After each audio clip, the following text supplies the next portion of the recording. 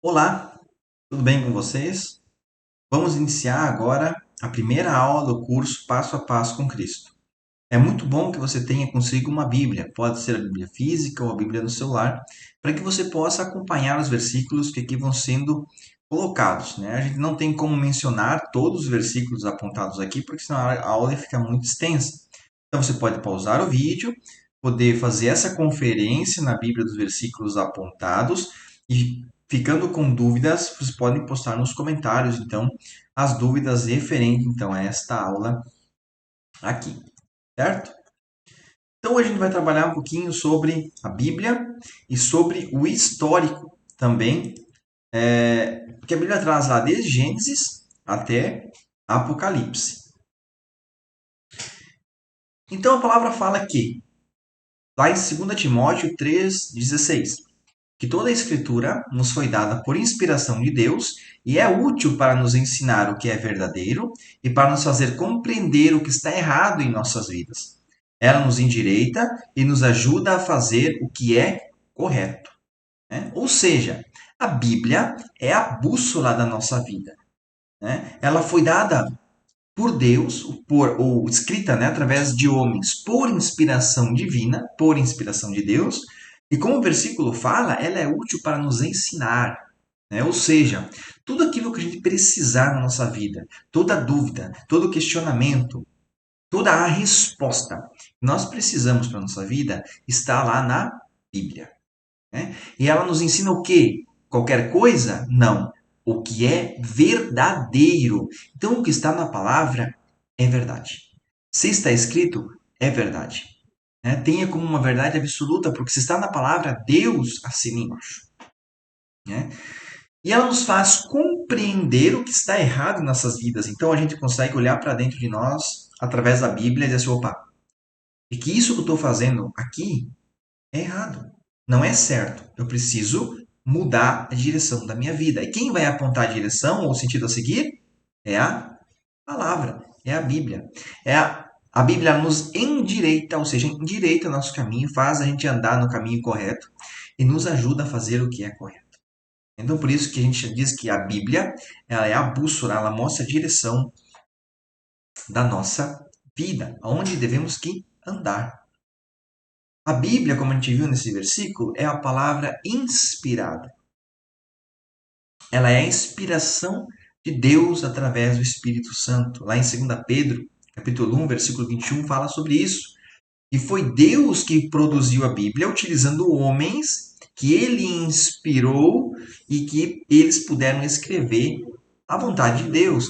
A palavra de Deus é a vontade revelada de Deus para nossas vidas, para a humanidade. Por meio da palavra, por meio da Bíblia, é que Deus fala conosco.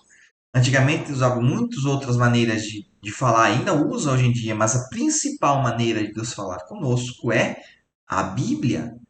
Pois lá estão as palavras dele, lá estão as palavras de Jesus Cristo, que falou diretamente a nós através das suas conversas com os seus discípulos, das orações que ele fazia. Então, a palavra de Deus é uma maneira, e é a maneira mais correta e adequada de Deus falar conosco.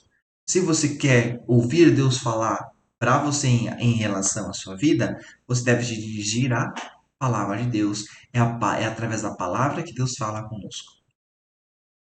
E a Bíblia, por ser inspirada por Deus através do Espírito Santo, ela foi escrita por 40 homens de diversas formações e culturas. Ou seja, esses homens, eles viveram em tempos diferentes, eles falavam línguas diferentes, viviam em países diferentes, culturas totalmente diferentes, escreveram a Bíblia, né, esses 40 homens num espaço de 1500 anos, e tudo aquilo que eles escreveram não entra em contradição. Tudo aquilo que eles escreveram, 40 homens de diferentes formações e culturas, num período de 1500 anos, escreveram a palavra, inspirados por Deus. E essa palavra não entra em contradição, pelo contrário, ela se complementa. Isso é maravilhoso, é isso que faz testemunho dizendo que foi Deus que os inspirou para que trouxesse a palavra e a vontade de Deus para nossas vidas nos dias de hoje. Então a palavra, a Bíblia realmente é um livro que é chamado de Palavra de Deus, porque foi o próprio Deus que a escreveu através de mãos humanas. A Bíblia e suas divisões. Né? A Bíblia, o nome Bíblia, significa uma coleção de livros. Tá? Então a Bíblia é formada por 66 livros. A Bíblia, como a gente conhece. A Bíblia católica é formada por 72 livros, ou seja, 6 desses livros são livros apócrifos, né? Livros que não se encontraram, segundo a visão, né, da igreja, elementos suficientes para dizer que esses livros foram inspirados por Deus. Né? Então, a nossa Bíblia, né, a Bíblia, vamos dizer assim, correta, né, através dos elementos que fundamentam cada um desses livros, é composta por 66 livros. Desses 66 livros, nós dividimos eles em duas partes. A primeira parte a gente chama de Antigo Testamento, né, que é composto de 39 livros, e a segunda parte de Novo Testamento, que é composto de 27 livros. O Antigo Testamento, ele relata, então, desde a criação do mundo até os profetas. E a partir dos profetas, né, tem um período que a gente vai ver que é chamado de intertestamentário, onde se começa a falar um pouco sobre João Batista, lá em Mateus, que é o início do Novo Testamento, e vai até o Apocalipse, que é onde conta basicamente após João Batista aparecer e Jesus ter anunciado, então, por nascer através de Maria. E no Antigo Testamento, ele é considerado um testamento porque ele tinha uma aliança. Né? Então ali Deus fez uma aliança com o povo de Israel através do sangue de animais. Ali em Êxodo 24:8 fala um pouquinho sobre essa aliança. Né? Então o que aconteceria? De tempos em tempos, né, o homem ele teria que sacrificar animais e utilizar esse sacrifício, o sangue desse sacrifício, e aspergir esse sangue sobre um altar, que representava que ele estava encobrindo os pecados do povo. Então, para que os pecados do povo não ficassem sem, digamos assim, agindo sobre a vida do povo, né, eles faziam esse rito.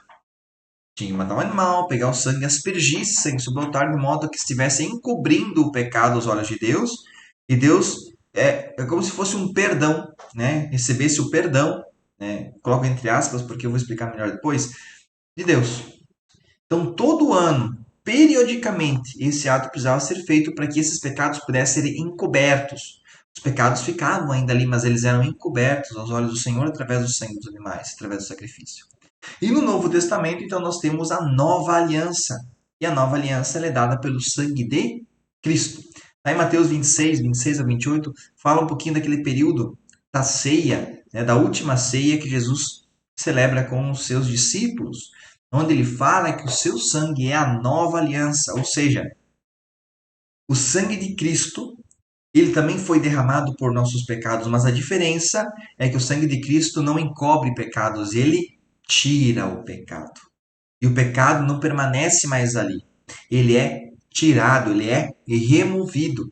Essa que é a diferença. A grande diferença que faz com que hoje a gente não precise mais sacrificar animais ao Senhor para encobrir os nossos pecados, mas que o sacrifício de Cristo já foi único e suficiente para tirar o pecado das nossas vidas. Isso é maravilhoso. É nesse Novo Testamento que nós firmamos, né, cada vez mais a nossa aliança com Cristo. Perdão. E a Bíblia, ela traz um grande plano, né? A Bíblia, a história toda dela, desde Gênesis até Apocalipse, ela traz um único tema, que é o plano da redenção da humanidade. Por que plano da redenção da humanidade? Porque foi justamente ali, quando o homem foi criado e ele pecou, quando ele caiu e pecou e o pecado entrou no mundo, abriu-se um grande abismo entre Deus e o homem.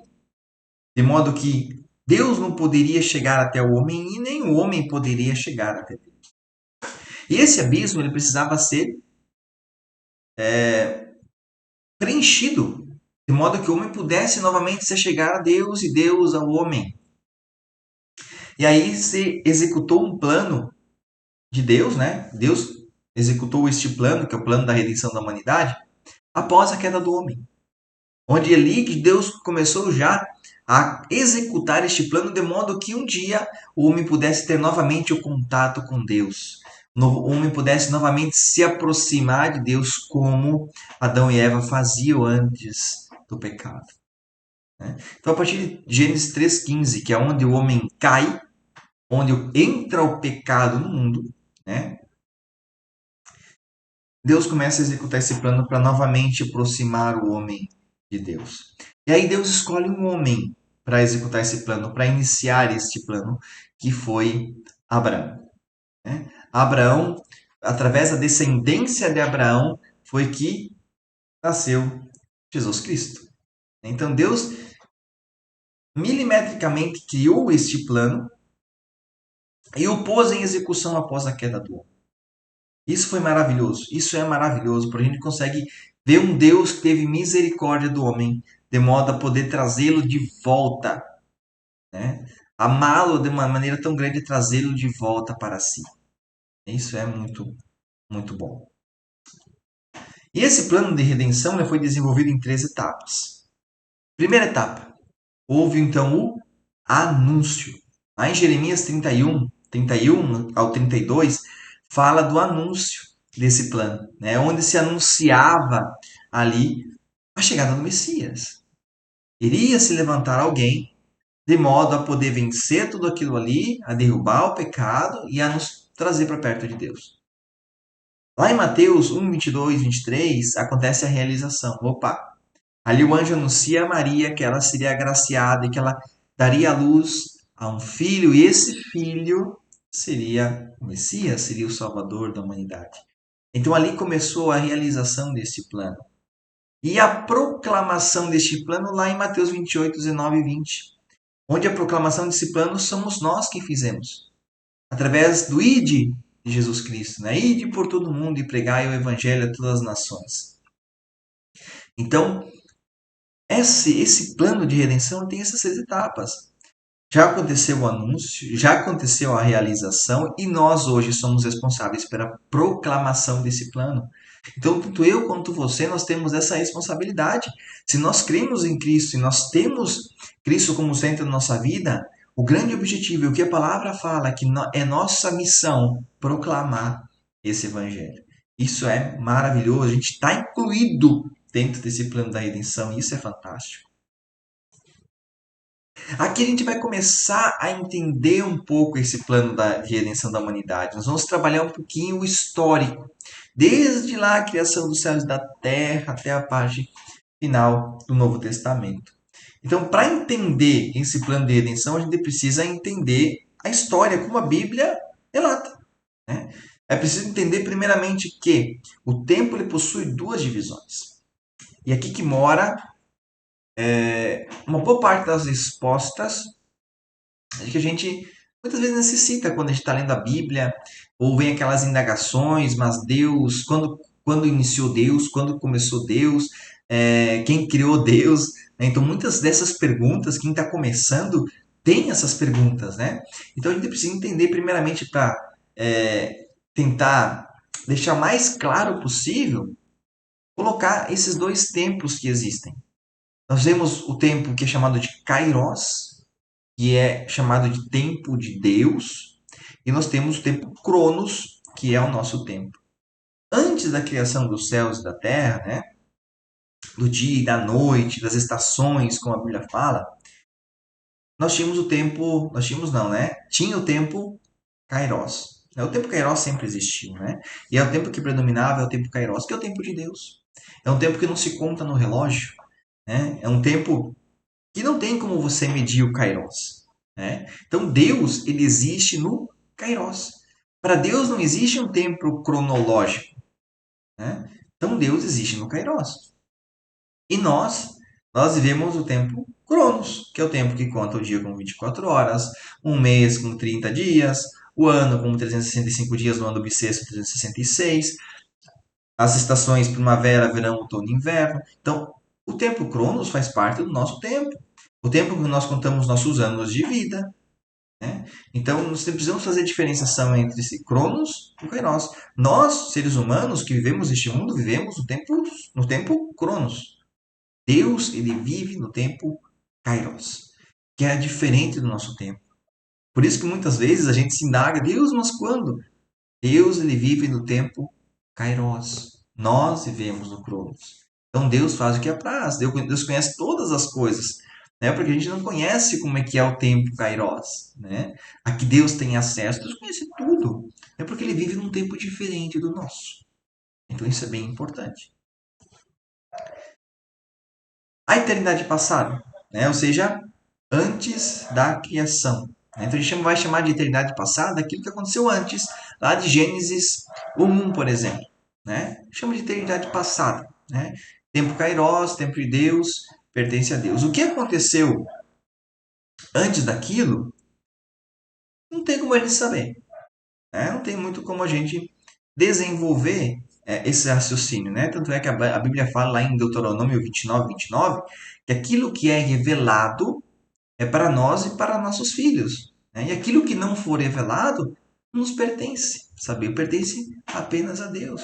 Então, tem certas coisas que a gente gostaria de saber, mas que a Bíblia não relata. Né? Por exemplo, existem extraterrestres, que é um assunto que muitas vezes volta sempre à pauta. Ah, existe extraterrestre, tem aparição, aparição aqui, aparição ali. A gente não tem como dizer ao certo se existe, porque a Bíblia não relata a existência de extraterrestres. Mas a gente também não pode dizer que não existe, né? Porque a gente não conhece. Se não foi revelado pela palavra, a gente não conhece. Pode ser que sim, pode ser que não. Não sei. Né? Eu estou aqui, digamos assim, conjecturando, né? E isso para vocês entenderem que muitas vezes pode existir alguma coisa que não tenha conhecimento porque a Bíblia não revelou. E se não está na Bíblia, não nos diz respeito. Diz respeito unicamente a Deus. Então Deus sabe todas as coisas, certo? E aqui eu falei uma palavra para vocês chamada conjectura. Né? O que é a conjectura aqui para nós? A conjectura é uma linha de pensamento que qualquer pessoa pode fazer para tentar entender melhor uma certa situação. Né? Seja da palavra, ou seja em uma outra questão profissional também, mas a conjectura, ela nunca fere o princípio fundamental da palavra. Então, se eu contar uma historinha para vocês aqui, que não está na Bíblia, eu posso usar essa historinha para ilustrar algum ponto específico, algum pensamento específico. Mas essa historinha, ela não pode ferir princípios bíblicos, senão isso é chamado de heresia. Tá? Então, eu posso usar histórias que não estão na Bíblia para ilustrar certos fatos, porém, essas histórias não podem ferir princípios bíblicos. Isso é muito importante. Ah, se ferir princípios bíblicos, eu estou tratando de uma heresia. Isso é abominável, vamos dizer assim. Tá? A gente não pode distorcer a palavra. A gente pode utilizar a nossa imaginação para tentar entender algo específico. Tá? Então, a eternidade passada, o que aconteceu antes da criação, está totalmente vinculada ao tempo de Deus, ao kairos de Deus. Muitas vezes, a gente tenta se indagar a respeito, mas não tem o que a gente saber, porque não está escrito, não está descrito, a gente não conhece o tempo kairos. Né? E também está vinculado aos acontecimentos que ocorreram antes da instituição do nosso tempo, que é o Cronos. Então, antes da criação, Kairos. Depois da criação, nós passamos a ver no Cronos, porém Deus permanece no Kairos. E lá em João 1:2, fala que no princípio era aquele que é a palavra, e ele estava com Deus, e era Deus, e ele estava com Deus no princípio. Então, no princípio, todas as coisas, o que a gente percebe aqui? Que Deus e Jesus estavam juntos. Eles já existiam. Né? Então, por isso que a gente crê na Trindade, né? Pai, Filho e Espírito Santo. Deus, Jesus Cristo e o Espírito Santo. Então, aqui nesse versículo fala que ele é a palavra. Sem ele, nada do que foi feito se fez. Então, isso é muito importante para a gente entender que Jesus estava com Deus desde o princípio. Que ele é Deus também. Né? Que os três, Deus, Jesus e Espírito Santo, são três em um. Eles são Deus. E aqui a gente começa a entrar no histórico, né? E aqui a gente vai conjecturar, e aqui a gente vai conseguir criar histórias de modo a poder entender um pouquinho mais o que aconteceu aqui. Para vocês terem uma ideia, né, a ciência muitas vezes data o ser humano ou alguns fósseis em milhões e milhões e milhões de anos. Tá? Lá em Gênesis 1:1, né, a Bíblia fala o seguinte, que no princípio Deus criou os céus e a terra. Muito bem, Deus criou os céus e a terra. Imagino eu, Deus criando céus e terra maravilhosos como Ele é maravilhoso. Muito, muito lindo, tudo muito bem organizado, tudo com uma certa lógica, tudo com uma certa organização, né? E aí vem o Gênesis 1:2. E em Gênesis 1:2, nós temos a palavra relatando o seguinte, que a terra era vazia e sem forma definida, e o Espírito de Deus se movia sobre as águas. Aqui vem um ponto importante. Você imagina Deus criando céu e terra vazio e sem forma definida? Você imagina Deus criando a terra vazia e sem forma definida? Eu não imagino isso. Então, o que aconteceu nesse meio tempo? Né?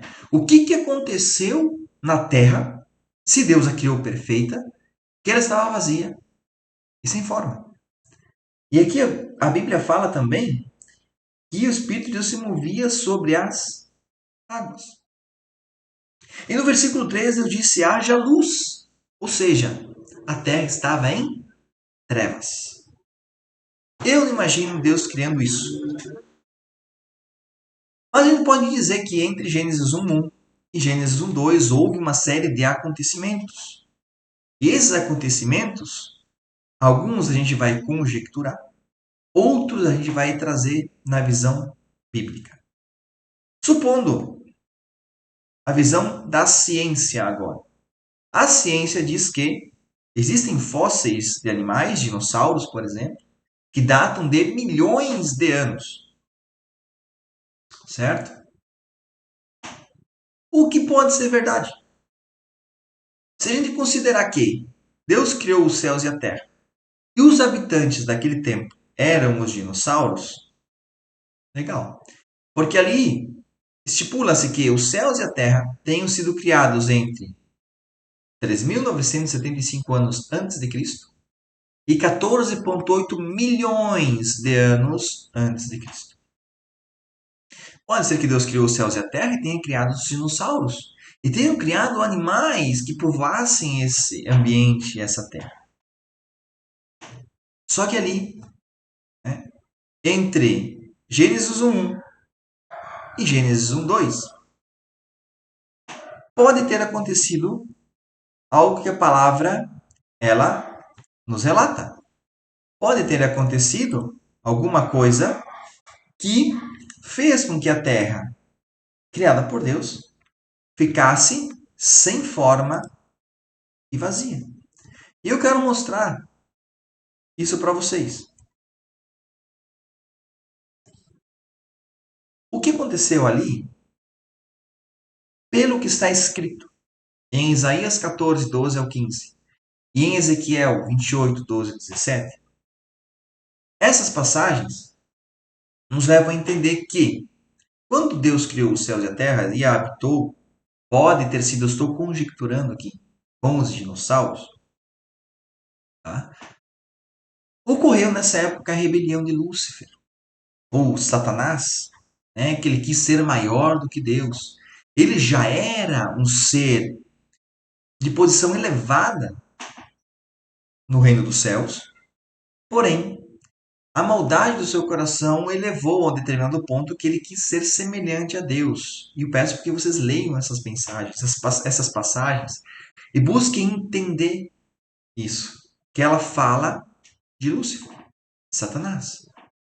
E a palavra fala lá em Ezequiel que ele foi lançado do céu para a terra. E a gente acredita ou usa essa conjectura e essas passagens para tentar entender o porquê que a terra era sem forma e vazia. Não é que Deus havia criado sem forma e vazia, mas é por causa da queda de Lúcifer. A terra havia se tornado sem forma e vazia e vivia em trevas. Nessa queda de Lúcifer, pode ser que tenha acontecido a morte dos dinossauros e a extinção dos dinossauros. Por isso que os seus fósseis datam de milhões e milhões e milhões de anos, por causa desse acontecimento. Tá? Essa existência dos dinossauros, mais uma vez, é uma conjectura.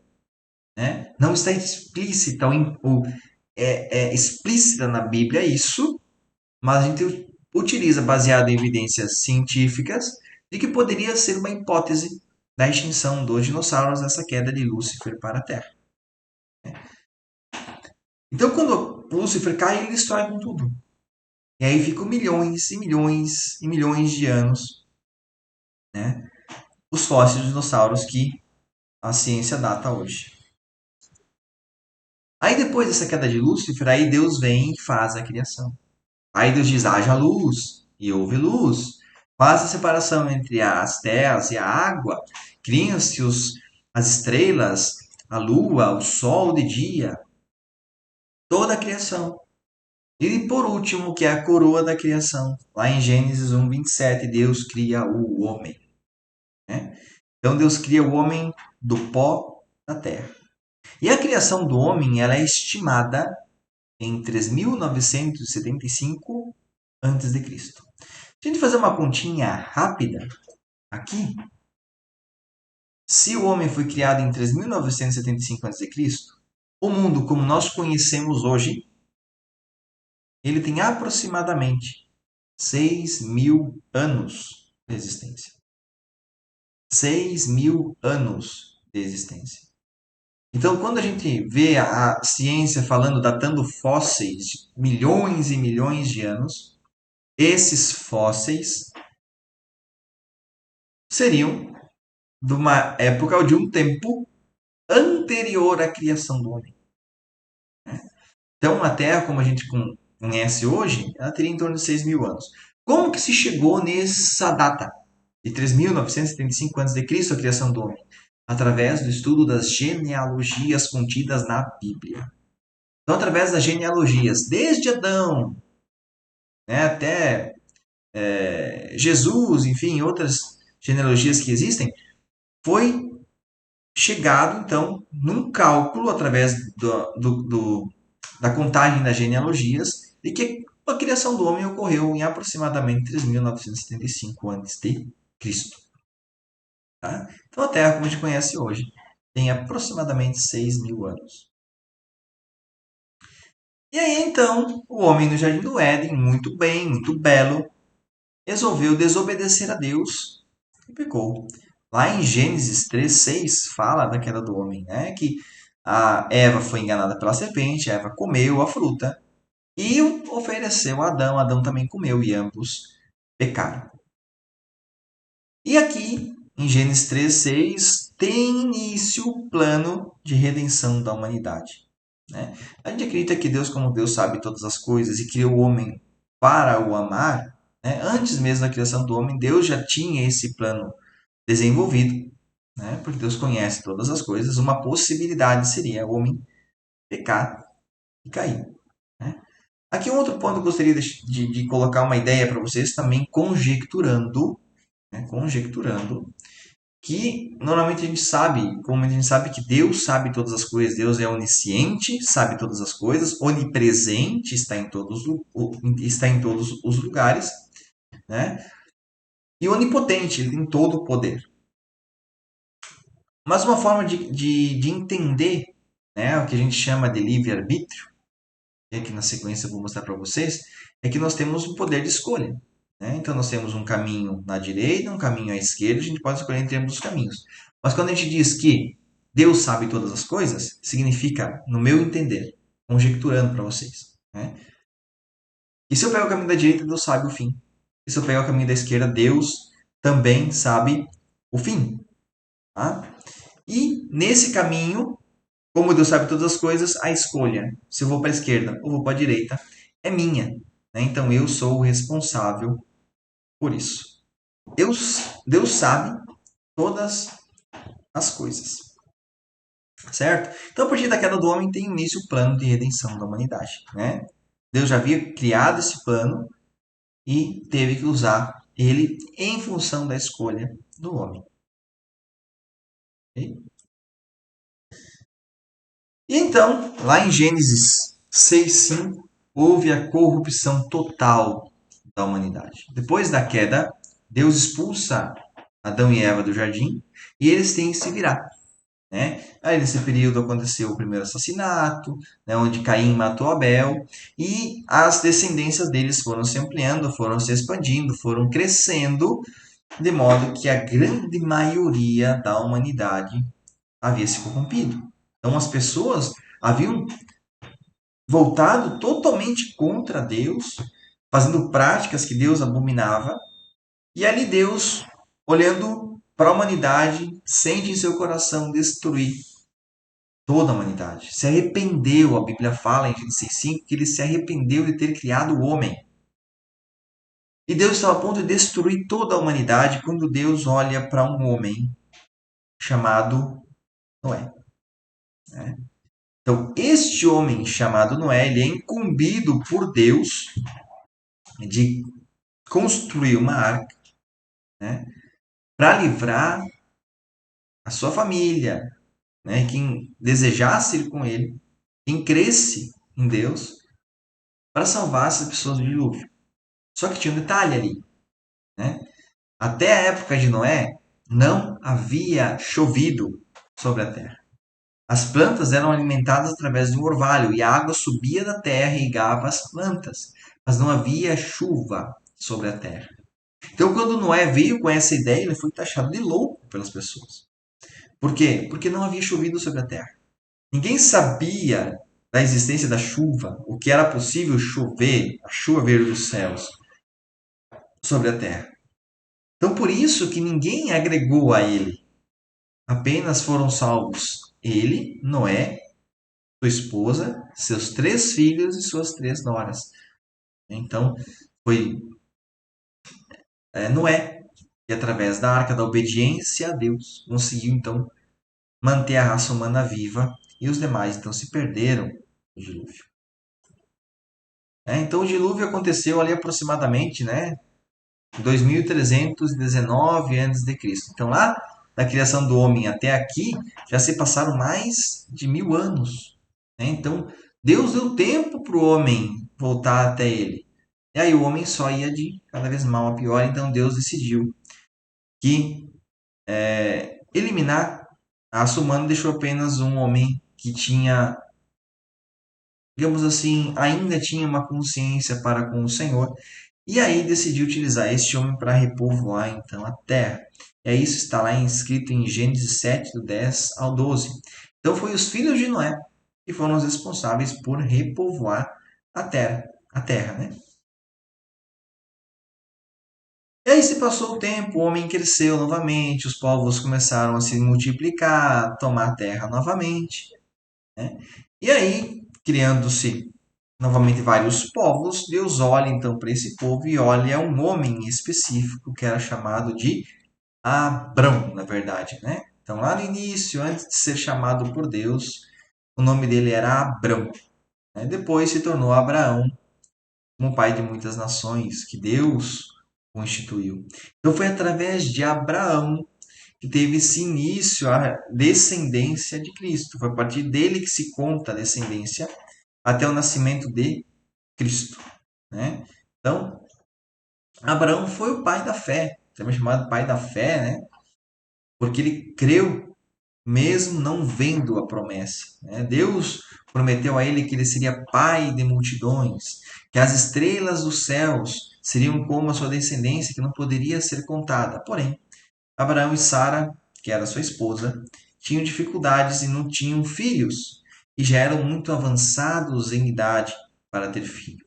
Porém, Abraão creu até o fim. E foi dado então o filho a Abraão, e foi chamado por eles de Isaac. Né?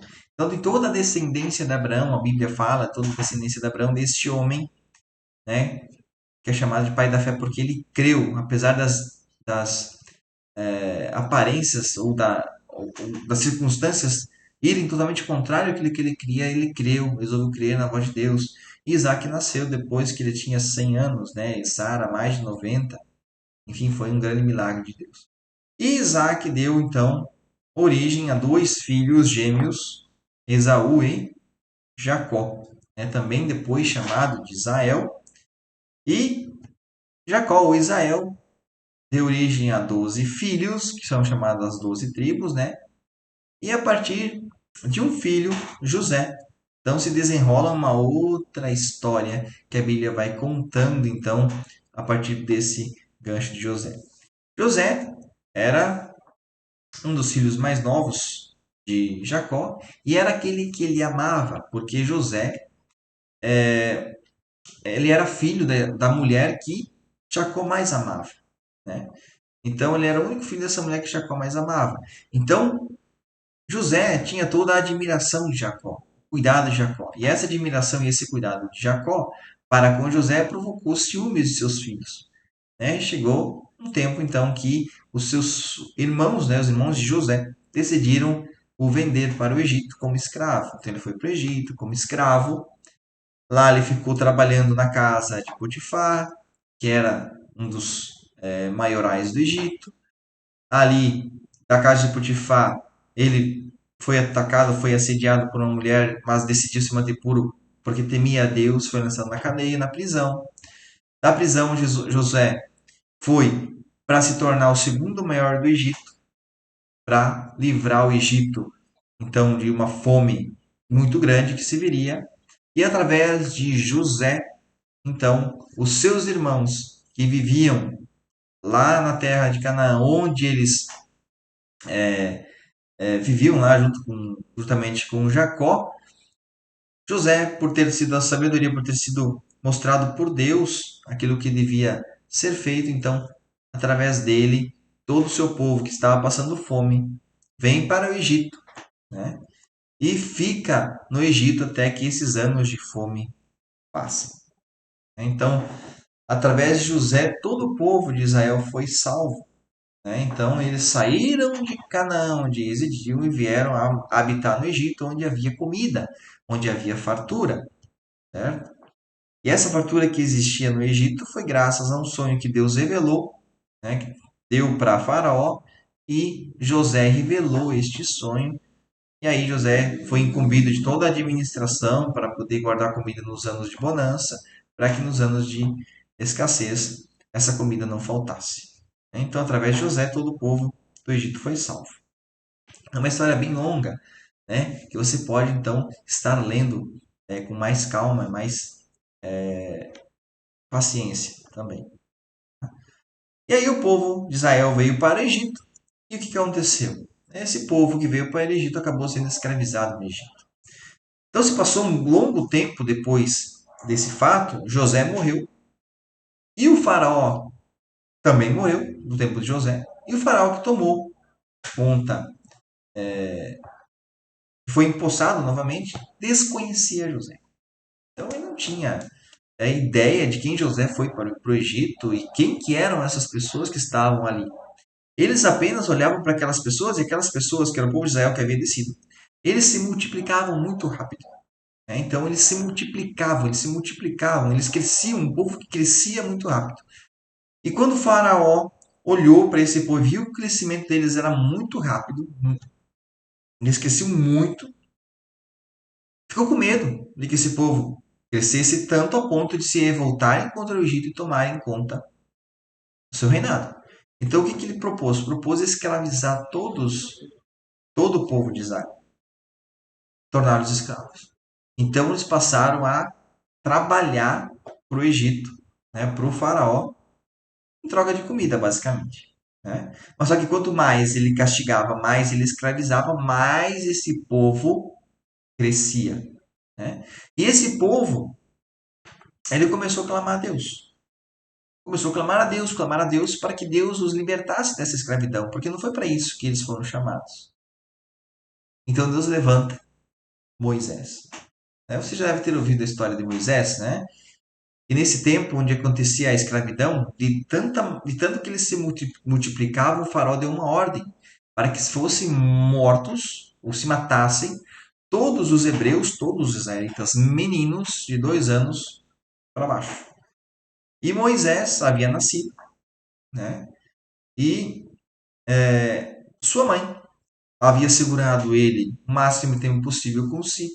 Quando não podia mais escondê-lo, então lançou ele numa cestinha no rio.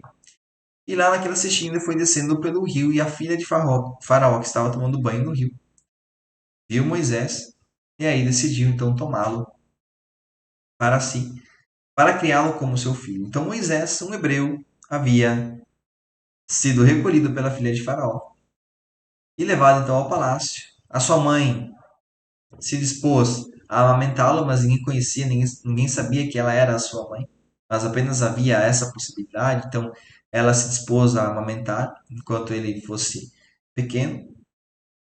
E Moisés cresceu no palácio de Faraó, um hebreu no palácio de Faraó. E aconteceu vários acontecimentos ali. Moisés matou um egípcio, aí ele teve que sair fugido, ficou 40 anos fora do Egito pastoreando ovelhas. Aí Deus fala com Moisés na sarça, manda Moisés de volta ao Egito para libertar o povo. E Moisés entra em contato com o faraó, que era o seu conhecido. Aí ocorre aquela negociação, as 10 pragas do Egito, até que Deus manda, Faraó permite que eles saiam do Egito e eles saem do Egito. Se deparam com o mar vermelho que precisam atravessar. Atrás, Faraó mudou de ideia e mandou todo mundo atrás dele de novo. E aí, então, quando Moisés coloca o seu cajado e Deus abre o mar e eles passam a seco, e chegando lá do outro lado. Então, quando todo o povo havia passado e os egípcios estavam no meio do mar, o mar se fecha e acaba engolindo todos os egípcios e acaba matando todos eles. E o povo começa a sua caminhada pelo deserto rumo à terra prometida. E ali dentro desse caminho que eles fazem do deserto, né, Deus dá os 10 mandamentos a ele. Então era um povo que precisava dos 10 mandamentos, era um povo que precisava de limites, era um povo que precisava de uma lei, precisava de ordem para que eles pudessem viver entre si e viver bem, e adorar a Deus e ter Deus como centro da sua vida. Então Deus institui e entrega a Moisés os 10 mandamentos. Vai estar lá isso em Êxodo 20, versículo 1 ao 17. Então, ali são os 10 mandamentos. Não terás outros deuses diante de mim. Não farás para ti imagem de escultura, não adorarás. Não tomarás o nome do Senhor em vão. Lembra do dia do sábado para o santificar. Honra pai e mãe. Não matarás. Não adulterarás. Não furtarás. Não dirás falso testemunho e não cobiçarás. Então, são os 10 mandamentos dados por Deus a Moisés para que o povo pudesse ter uma linha a seguir, né, e se mantesse sempre dentro daquilo que Deus esperava deles. E então, devido ao povo, né, ser um povo que a Bíblia fala como obstinado, ou seja, eles pecavam, se arrependiam, Deus perdoava, mas eles retornavam ao erro, pecavam de novo, ele se arrependia, Deus perdoava, voltava, pecavam e assim sucessivamente. Deus chegou a um ponto de dizer que nenhum dos que haviam saído do Egito, de 20 anos de idade para cima, entraria na Terra Prometida. E ali se deu 40 anos de trajetória e caminho dentro desse deserto. Para depois de 40 anos eles conquistarem a terra prometida, né?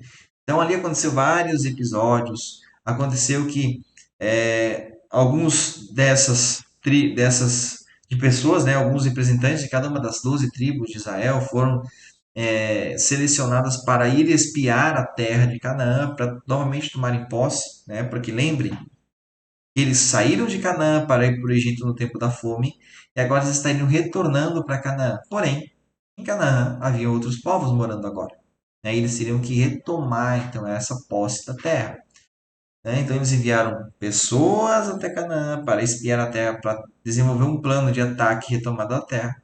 E as pessoas que foram enviadas para lá voltaram com um testemunho negativo, né? Impondo medo no povo, falando que lá tinha muitos gigantes, a terra era muito maravilhosa, mas tinha muitos gigantes lá, e que eles não poderiam derrotar.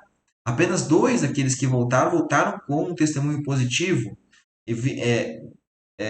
encorajando o povo a enfrentar. Porém, o povo deu ouvido aos outros 10 e não foi. E o castigo disso foi que todo mundo, com exceção de Josué e Caleb, que foram os dois que sobraram, morreriam os de 20 anos para cima e não entrariam na terra. Então o povo começa a andar em círculos. Um caminho que demorava 11 dias aproximadamente entre o Egito e a terra de Canaã demorou 40 anos. Então eles ficaram 40 anos circulando pelo deserto, né? Até serem preparados para assumir a terra prometida. Moisés, que foi junto com eles, também por um erro não pôde assumir a terra, não pôde entrar na terra prometida, ele pôde apenas visualizar a terra, mas não pôde entrar, ele morreu antes. E quem assumiu isso foi Josué. Então Josué ele tomou na verdade ficou no lugar de Moisés, né? Assumiu então o povo, organizou o povo, então eles decidiram entrar e conquistar a terra prometida. Foi o que fizeram. Aí depois de conquistar a terra prometida, cada tribo tinha a sua cidade, cada tribo tinha a sua parcela, a sua parte, os povos em torno haviam sido derrotados por eles, e morre Josué.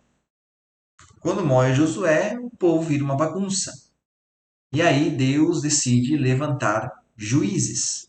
Juízes para quê? Para julgar no meio do povo, para resolver questões que haviam entre as pessoas ali, porque era agora uma sociedade, havia um território e havia necessidade de se manter a ordem desse território. Então Deus levantava juízes para que pudessem julgar o povo, guiar o povo, libertar o povo de certa opressão, né?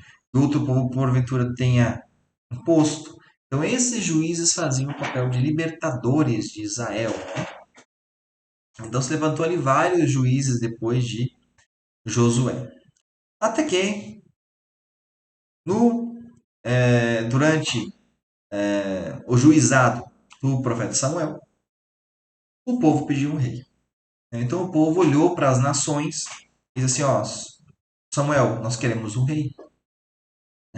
Nós queremos um rei porque aquelas nações têm rei. E nós precisamos de um rei para nós. Nós queremos um rei físico.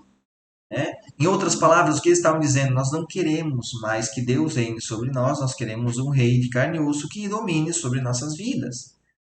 Samuel ficou extremamente bravo ao ouvir isso do povo, levou essa questão a Deus e Deus disse o seguinte: concede a eles o que eles estão pedindo, porque não é a você, Samuel, que eles estão rejeitando, mas é a mim. Isso foi Deus que falou. Então, Samuel concedeu e o primeiro rei de Israel foi Saul. Então, Saul assumiu esse reinado, né? Importante isso, interessante, que Deus lá antes deles entrarem na Terra Prometida, havia dito, né, que se um dia eles quisessem um rei, deveriam escolher um rei do próprio povo, né?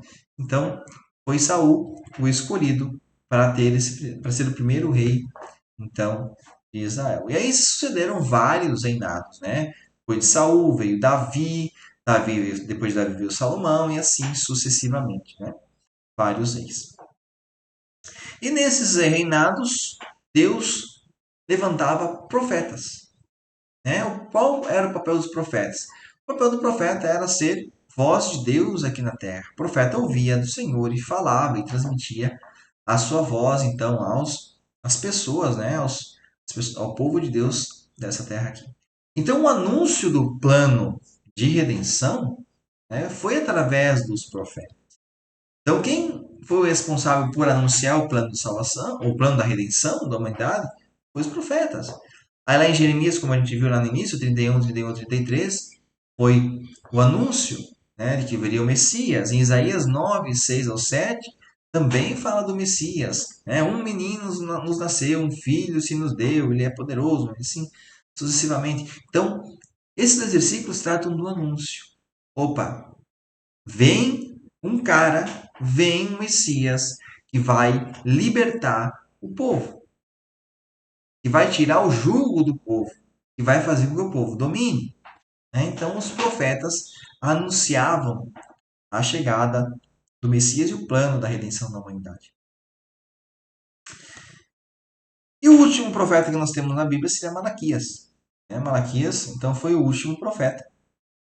E daí, desse tempo em diante, até lá João Batista, houve aproximadamente 400 anos, que a gente chama de período intertestamentário, que é entre o período do Velho e do Novo Testamento, em que não houve profeta. Então, esse período também é conhecido como o tempo em que Deus ficou em silêncio. Por 400 anos não se levantou profeta sobre a terra. E nesses 400 anos, os sacerdotes que levavam o povo, os levitas, enfim, foram criando leis, enrijecendo as leis, tornando o fardo do povo muito pesado. E eles não cumpriam aquilo que eles falavam, que são chamados fariseus. Então, durante 400 anos, não houve profeta que falasse em nome de Deus até que se levantou João Batista. E nesses 400 anos, muitas mudanças aconteceram. Né? O povo que ali estava enrijeceu muito as leis, de modo que ninguém conseguia cumpri-las. Então, colocar um fardo muito pesado sobre as pessoas. Até que se levantou João Batista. E se levantou João Batista para apontar esses erros e também para anunciar o Messias. A realização do plano de redenção da humanidade, que foi o nascimento de Jesus, estima-se que o nascimento de Jesus aconteceu em 5 anos antes de Cristo. Então, digamos assim, o nosso tempo ele começou a contar depois do nascimento de 5 anos depois do nascimento de Cristo. Isso está lá em Lucas capítulo 1, versículo 31 ao 33, que fala que o anjo chegou e anunciou isso a Maria, E também fala em Mateus 1, 23 também, que anuncia então o nascimento do Messias. Então, a partir do nascimento de Jesus, começou-se a realizar esse plano de redenção da humanidade. E aí nós vimos pouca coisa da infância de Cristo, basicamente nada. Então aparece Cristo nascendo, depois aparece Cristo aos 12 anos, que foram ao recenseamento e ele se perdeu, ficou lá ensinando os doutores da lei. Então lá ele tinha 12 anos de idade, e dos 12 aos 30 anos, quando ele se batiza, a Bíblia não relata mais nada sobre Cristo. E aqui não cabe a nós conjectura, porque se a Bíblia não fala mais nada, então a gente não temos prova científica, não temos nada do que falar. Então nós temos o registro do nascimento de Cristo, nós temos o registro dele aos 12 anos ensinando no templo, e nós temos o registro dele aos 30 anos se batizando, e aí a partir dos 30 anos Jesus inicia o seu ministério aqui na Terra. Importante a gente saber que Jesus ele era 100% homem e também 100% Deus. Então ele era 100% carne e osso, ele precisava comer, ele tinha necessidades fisiológicas, ele precisava dormir, ele precisava de repouso, ele precisava de uma série de coisas. Porque ele era homem, ele era 100% homem, mas também ele era 100% Deus. Ele sabia das coisas, ele sabia o que se passava no pensamento das pessoas, ele tinha a onisciência de Deus. Então, Jesus era 100% homem, mas também era 100% Deus. Tá? Jesus ele foi perseguido, tentado e tinha necessidades fisiológicas, como eu falei para vocês. Ele era Deus, mas viveu como um homem sujeito à vontade do Pai. Filipenses 2, do 5 ao 11, fala isso. Então, Jesus, mesmo sendo homem, ele estava submetido à vontade do Pai. Isso é maravilhoso. Ele tinha poder para fazer todas as coisas porque ele era 100% Deus, mas ele decidiu viver como homem, porque isso era necessário, que ele sentisse as nossas dores, nossas dificuldades, os nossos anseios, para que ele pudesse levar isso na cruz e morrer como homem em nosso lugar. Jesus morreu sem pecado, ele foi o sacrifício perfeito. Jesus não pecou em toda a sua existência aqui na Terra. Então ele era puro, limpo, íntegro. Então não havia pecado nele, Então ele morreu sem pecado por nós, O único que morreu sem pecado por nossas vidas. Mas ele ressuscitou e subiu aos céus. Então o único que foi capaz de morrer, ressuscitar e subir aos céus. A tumba está vazia.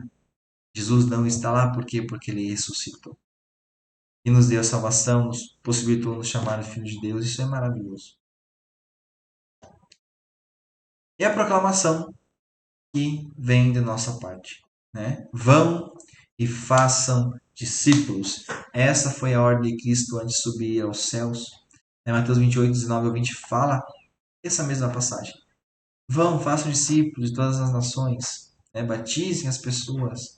Então, criem, deixem marcas, deixem sucessores, falem da palavra, para que outras pessoas possam agregar, possam ser salvas também. Essa foi a grande direção de Cristo, né? E aqui também nós vemos depois toda a parte de Atos, a criação da igreja, todo aquele sistema, né, de Pedro, Paulo, que eles faziam, toda a perseguição que houve também com a igreja, mas também todos os milagres que aconteciam, as almas que eram salvas. E nós vemos também lá em Apocalipse, então, a revelação dos últimos dias, do fim dos tempos, que a gente aguarda, a gente espera, para que o Senhor volte a buscar a sua igreja. Aqui é importante também a gente ver lá em Atos, né, que a gente vê sobre quando o Espírito Santo desce, né, lá no dia de Pentecostes. E essa descida do Espírito Santo, a gente tem a certeza que é a garantia de que isso voltará. Por quê? Porque isso falou que quando ele fosse, ele enviaria o Consolador, enviaria o Espírito Santo, lá em João 16, versículos 7 ao 11. Né? É aí, lá em Atos 2, do 1 ao 4, quando Jesus havia subido para os céus, alguns dias depois, o Espírito Santo desce. Né? Jesus envia o Espírito Santo, ele batiza as pessoas que estão ali com línguas de fogo, as pessoas começam a falar outras línguas e o derramar do Espírito acontece e quem não estava entendendo isso passa a não entender menos ainda. E ali foi o derramar do Espírito, foi a promessa se cumprindo. E a garantia da volta de Cristo, que o Espírito Santo é a garantia da volta de Cristo, lá em Efésios 1,14. Né? Porque o Espírito, como ele desceu até nós, um dia ele precisará subir ao Pai. E quando é que ele quando é que ele irá subir ao Pai? Quando todos os que são salvos subirão juntamente com ele nas alturas através do arrebatamento da igreja. Né? E quando o Espírito Santo subir junto com o arrebatamento, as pessoas que ficarem na terra, que não forem arrebatadas, que não forem salvas, será mais difícil ainda para elas, porque elas não terão o Espírito Santo para poder consolá-las, para poder instruí-las, para poder mostrar o caminho. Vai ser bem complicado. Enquanto aguardamos a volta de Cristo, né, vamos ler lá o que está escrito em Tito, né, 2, versículo 11, né, ao 15. Então, Tito, vou procurar aqui para a gente poder ler junto, né? Tito é um livro bem pequenininho, ele tem cerca de 3 capítulos, né? Então, no capítulo 2, versículo 11 ao 15, está escrito o seguinte, ó. Porque o dom gratuito da salvação eterna, agora, está sendo oferecido a todos.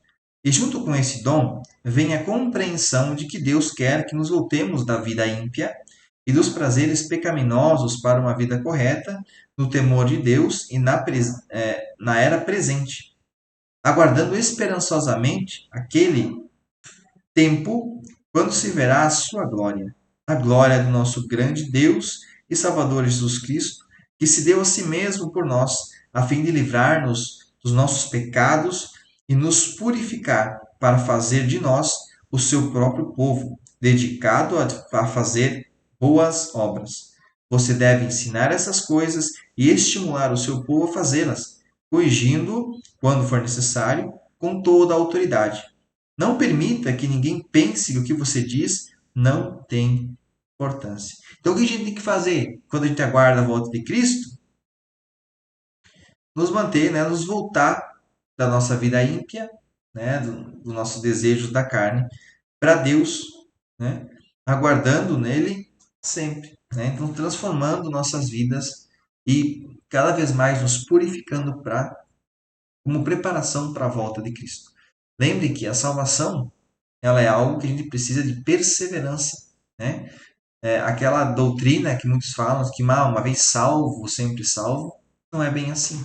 A salvação, você precisa regar ela, você precisa cuidar dela, dia após dia.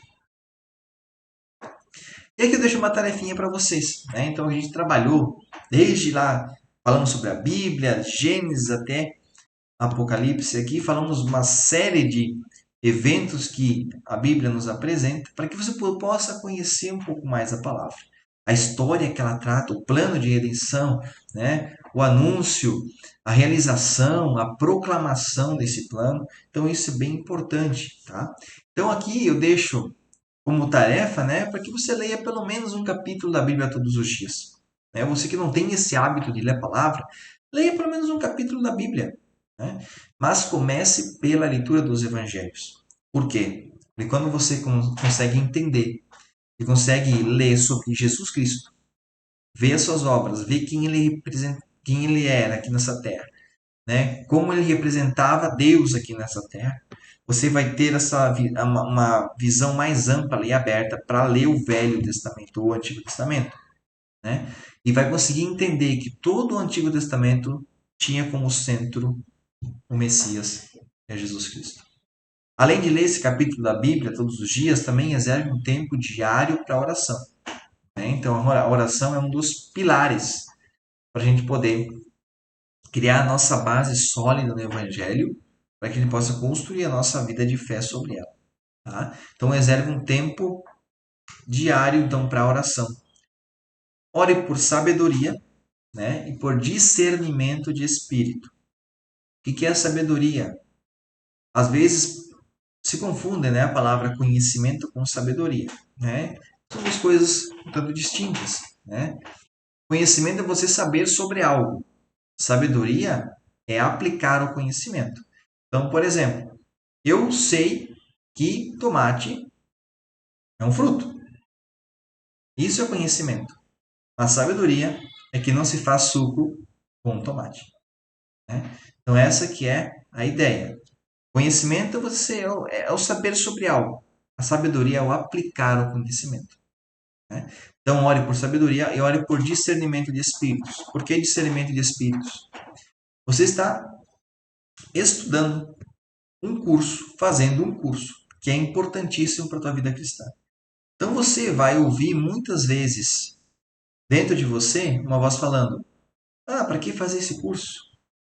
Ah, isso não serve para você. Ah, desiste disso logo.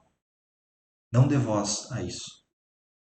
Você pode estar ouvindo a voz de Satanás. Essa é uma das vozes que pode estar falando com você, dentro de você.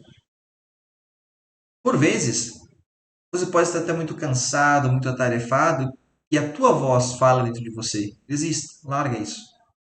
Né? Então você tem que saber identificar quem é que está falando aqui dentro do teu pensamento.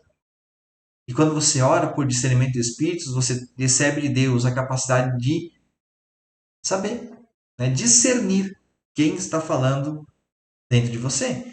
Se é a voz de Satanás, se é a sua voz ou se é Deus falando contigo. Então, nós temos três vozes que nós precisamos discernir. Se é Satanás, se é você ou se é Deus que está falando através de você.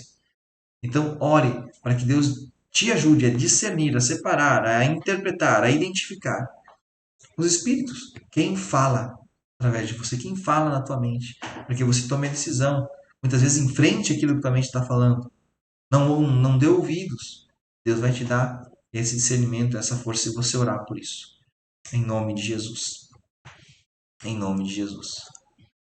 Então, né, chegamos ao final da nossa primeira aula. Espero que tenha sido bem proveitoso para você. Faça essa aula mais calma, mais tranquilamente. Tendo dúvidas, pessoal, coloque nos comentários, né? Tive que, em algumas partes, ser um pouco mais breve, justamente para não deixar a aula muito longa, né? Mas que você possa fazer essa aula bem pausadamente, pensar em mais do que uma oportunidade, ler os versículos, ter esse entendimento, esse conhecimento e permanecendo as dúvidas. Por favor, deixe nos comentários que eu vou buscar responder todas para que vocês fiquem bem informados, né, e tenham esse conhecimento para poder ser aplicado na vida de vocês. Um grande abraço e até a próxima aula.